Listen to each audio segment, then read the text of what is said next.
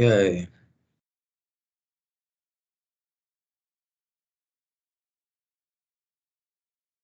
All right, so we're going to start a new module. This is kind of purchasing department stuff. I think there's 5 modules. First one is internal department relationships. So develop and evaluate supply management relationships with internal departments. So in a goods producing company like we're in, we actually make something. This is more set. I mean, we interact with engineering and materials and in a big way, and then some other minor players. But in a service-oriented company, it's a lot different. So you have to kind of cultivate relationships with each department in procurement. So this is kind of where they're coming from here. Supply management within the organization, role of perception, supply management, procurement needs to be viewed as progressive and innovative, service-oriented, but carefully focused on company goals. So if it's not viewed positively in the company, purchasing executive must take steps to change that view. And procurement has as much authority as the company allows it or it has earned. So if the company, other departments find purchasing useful, then it has a lot more authority. Different terms that relate to supply management can be referred to as procurement, purchasing, or sourcing. A lot of the goods producing businesses, older businesses, will still call it purchasing. A lot of newer businesses or service industry businesses will call it procurement or supply management or sourcing. And those guys usually have the chief purchasing officer or chief procurement officer and all that kind of stuff. I haven't seen a lot of goods producing companies that operate that way, but some do. Analysis of the usage of different terms in literature. So this is where ISM comes from.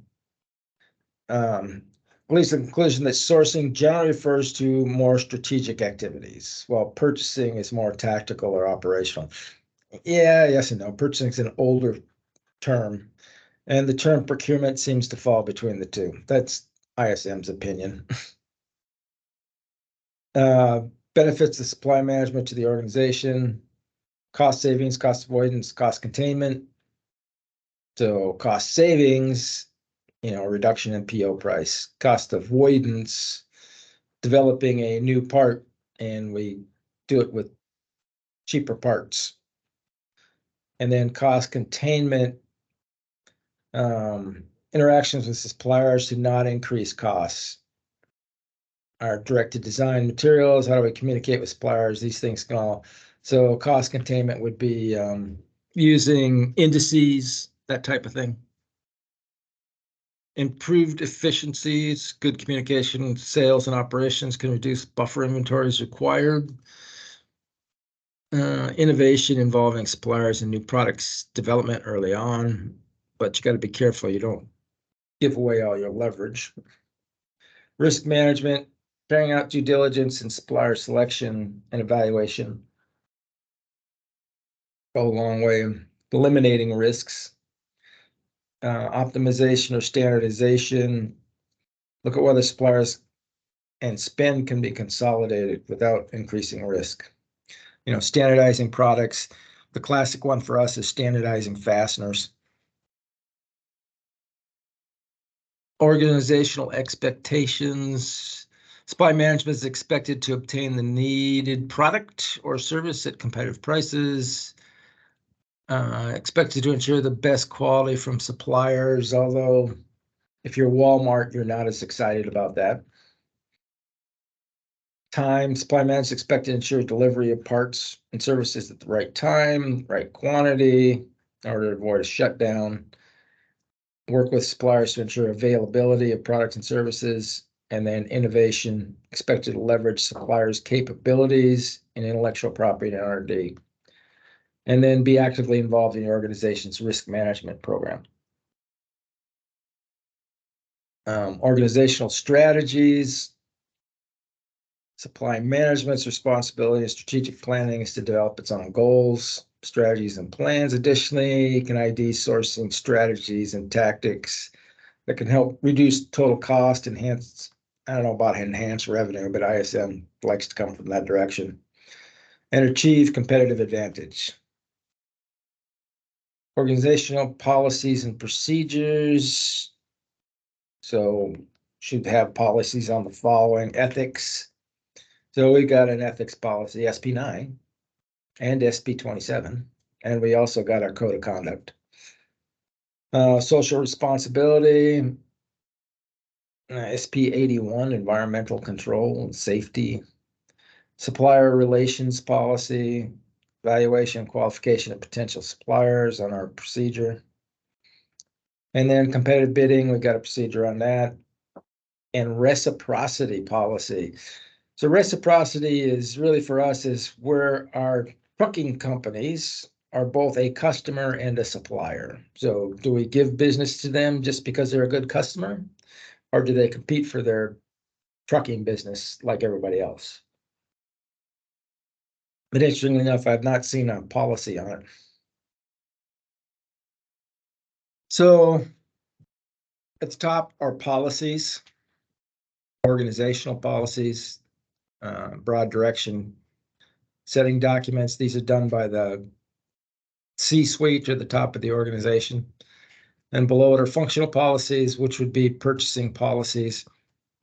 PACCAR doesn't create purchasing policies. Our policies are only at the organizational level. Procedures are below functional policies. And this purchasing has. We have our procedures. And then work instructions, forms, and routines are at the bottom here. Specific instructions how to complete a step in a procedure. And interesting enough, the work instructions are not inspected by auditors, but all the rest of them are to make sure that we're adhering to them. And then we got the alignment of visions and strategies. Again, you got both vertical alignment and horizontal alignment. And other functional responsibilities within the business. So you got quality control, are the parts made to print, which is the PPAP. Engineering has a responsibility for preparing and updating the specifications, which a drawing is basically a specification. Product development offers input on what the product should do, plus possible improvements. This is often called the Book of Wishes here. Research and development engages in new product research. Mostly here it's new product research. I don't think they do a lot of existing product updates. Marketing, promoting the business and mission of the organization, face of the company, coordinating, producing all materials representing the business. Finance, basically accounting, basic bookkeeping to providing information to assist managers in making strategic decisions. And then production, they convert the raw materials and other inputs into finished goods. Scope of supply management as defined by ISM. So this is, you're not going to have to memorize this. It's just like these missions that I see that are just way too long. Identification, analysis, determination, procurement, and fulfillment of the goods and services the organization needs to meet short and long-term objectives. Or just procurement of the goods and services the organization needs to meet short and long-term objectives or objectives. Managing external partners' capabilities and linking with the other organizational goals. Supply management contributes to strategic direction and can create competitive advantage through mostly working with our supply base. And then create internal integration with the supply base through intra-firm collaboration, getting the other groups in the company to play nice with the supply base. And then establishment of trust and credibility. Once internal customers believe that purchasing can actively and effectively contribute to their success and profitability, mutual support should be more forthcoming. Again, this is more in the service industry, because in a lot of service industry companies, they don't have to use purchasing. They can go out and get the services they want on their own. Purchasing must have the necessary tactile, strategic, and communication skills to effectively deliver on their promises. And both trust and credibility are earned over time and must be enforced regularly. So you got to basically do a good job over time. Credibility is the quality of being trusted and believed. So these are the components of credibility out here on the outer ring. Perceived concern. And then feedback techniques. Surveys. You can do internal surveys. I don't think anybody does paper surveys anymore. They're all e-surveys. And then interviews. You can do focus groups on within internal departments and other interviews. And then leadership techniques, often assigned to work with other groups such as PPD or Dynacraft. And the Sykes group identified the following techniques for leadership: clear expectations, tools for success, compliment good work, get interested in employees. Got to kind of like the people that are working for you. Value employee opinions, grow employees, encourage self-development, communicate progress, and make partners of your employees. Just good leadership techniques. And then stakeholder roles. You have to have a knowledge of the roles, goals, and objectives of internal customers, which for us is like engineering, materials, production. Periodic in-person or virtual meetings between purchasing and internal customers are important, and such meetings can provide a time to collect data on metrics for the purchasing department. And then joint accountability. Internal business partners are vital to assisting purchasing and achieving their department goals. Again, this is very critical in a service business. And joint accountability occurs when everyone involved in the process assumes accountability. And all business partners must be accountable, engineering, suppliers, quality, logistics. And many activities in purchasing do not have to be done sequentially. You can do processing and concurrent planning, that type of thing. All right, our group questions. Supply management profession, the term that most closely means the quality or power of inspiring belief.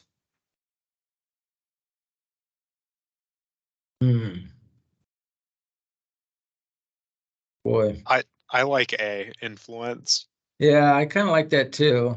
Although I can see leadership or credibility too. The only one I can really cross off the list is leverage. But I would probably go with A. Let's see what these guys have to say. D, credibility. Okay, fine. Defined as the quality or power of inspiring belief, capacity for belief. Yeah, I don't really get that, but okay. If you say Webster says it is, then it is. Supply management. Supply management department goal for the next 5 years is to provide year-over-year savings of at least 3%. The department recently completed a multi-year aggressive campaign to drive down the cost of goods and services purchased, and it may not be feasible to go back to the suppliers to ask for further concessions. That probably is not feasible at all. Creativity and internal customer support will be key to the department's success. Which of the following is the best way to achieve this goal?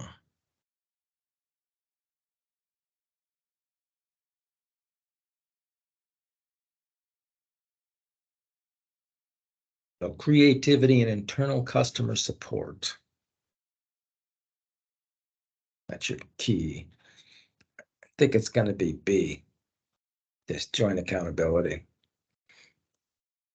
Let's see what they got here. B it is. All right. There are 6 questions out there. So why don't you guys go ahead and get on them, and we will go over answers in, I don't know, Raise your hand when you get down. Our latest will do it 3:53.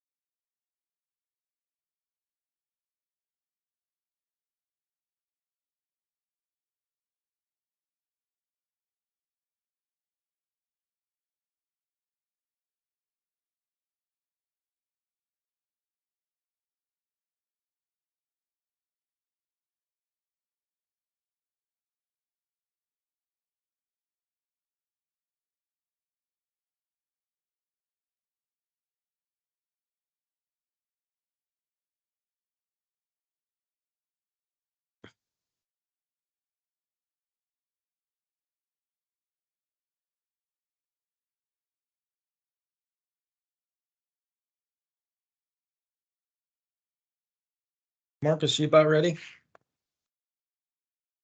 Oh, sorry, I'm ready. I'm just multitasking. Forgot to. All right. Go over some answers here real quick. Number 1 is Charlie, because trust must be developed over time by communication. 2 is Bravo, design engineering. as primary responsibility for specs. 3 is alpha. Quality control is concerned with monitoring processes and products. And 4 is Bravo. Although global sourcing is often a part of successful supply management, its desirability depends on the circumstances of the individual organization and is not fundamental to good performance. Okay, a little bit of a tricky question. 5 is Delta. Managing production schedules is outside the scope of human resource management. And 6 is also Delta. While they're all useful in communicating new policies and procedures, in Jack's situation, personal contact is much more likely to be effective than internet communication. All right, any questions? That's all I got for you guys. We'll talk to you tomorrow. Talk to you then. Rick. Thanks, Yeah. Rick. Yeah.